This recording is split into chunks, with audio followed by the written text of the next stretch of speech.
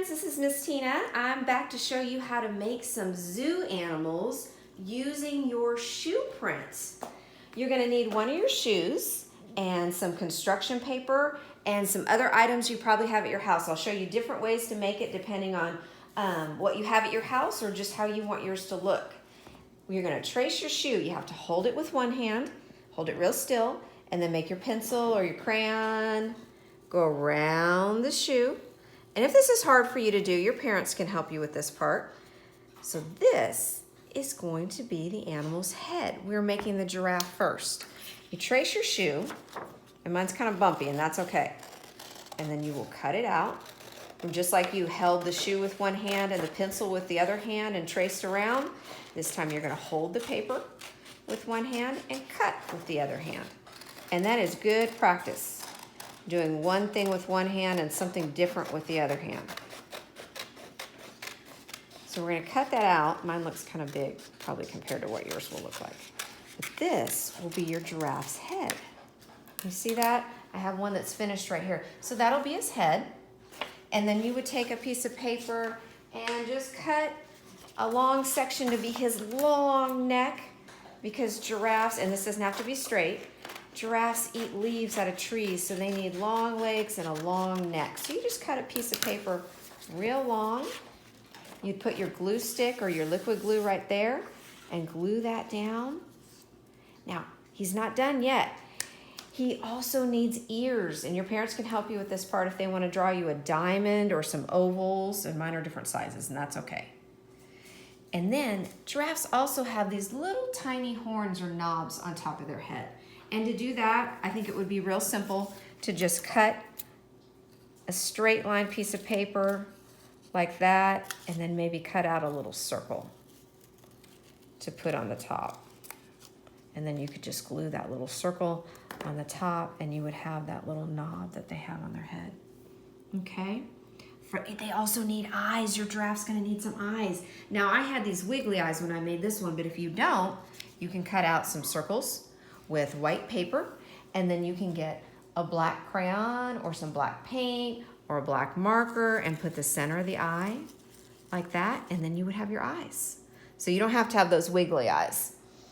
So he's got the ears, the horns, the eyes. Oh, his mane right here, he has a little hair back here.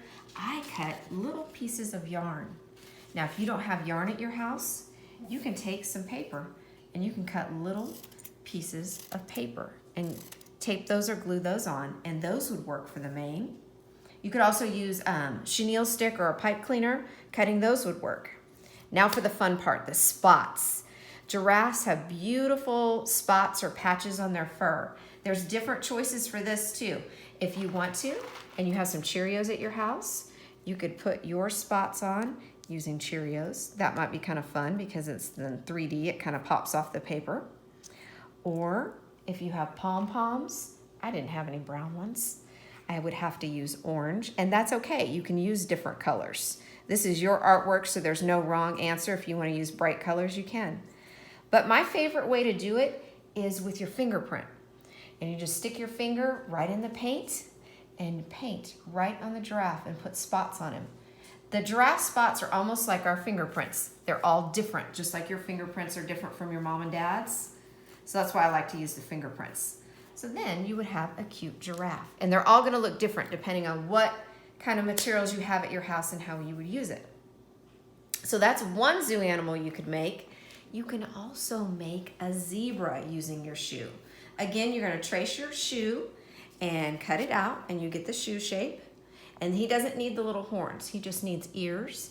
And this time for the mane, I painted it, but you could use a crayon or a marker. Again, you could use the yarn, or you can cut little strips of paper. Just cut, cut, cut, and you'll get those little pieces for his hair or his mane back there on his neck. And of course, you can use the googly eyes, or again, you can make eyes. You could paint or color them on.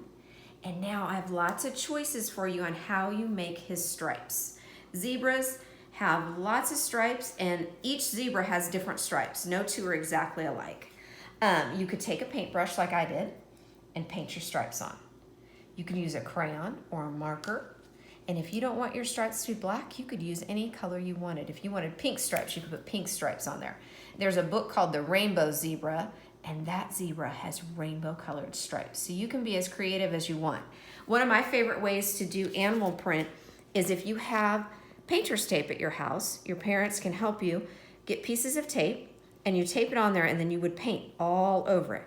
And then once it's dry, and I don't know how dry mine is, you peel the tape off and you will have stripes.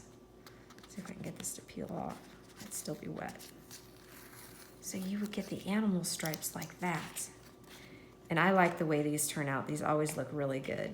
You could do a tiger like this too. You could be very creative and make a whole zoo today. So you could make stripes like that with the painter's tape. Those always turn out really good. Another creative way to make the stripes is to use shaving cream. And your parents may have some of this at your house. And this is fun to play in too. And it is fine for you to touch. It won't hurt your skin. Look how fluffy it is. And it's soft, but you want to spread that out. And I just use my hand. I don't mind touching it. It's real soft and it's not gonna hurt you. It's fun to play in. You can write letters in it. And then your parents could get you either food coloring or paint. And remember, I know at my house I did not have black food coloring, but you could use any crazy color you wanted. I'm gonna use a little bit of black paint, just a little bit. So I'll put a little on there, and then you can take a stick or a Q-tip and then just kind of swirl this paint in so you get the black and the white mixed up like a zebra. And just do that as long as you want until you get it the way you want your colors to look. So I think that's fine right there, just to show you kind of how it works. And then if this were, and you parents, you can do this on a cookie sheet if you want a bigger space, and it cleans up real easy. It'll just rinse right off with water. It's not as messy as it looks. So then you would take your zebra and press him right into the shaving cream, and you'll pull it up. I didn't get it covered all the way. And mine is not real stripy. That happens sometimes, and that's okay. Then you'll need to take some kind of stick or maybe an old piece of like cardboard or something and just scrape off the extra. Now mine is kind of swirled instead of striped. Hopefully you can get better stripe. But that's another way to paint your zebra. So there's some ideas on how to make some of God's awesome zoo animals, either a giraffe or a zebra, or if you wanted to use this striping, you could make a tiger too. I hope you are having fun this week learning about God's creatures, and I hope to see you soon.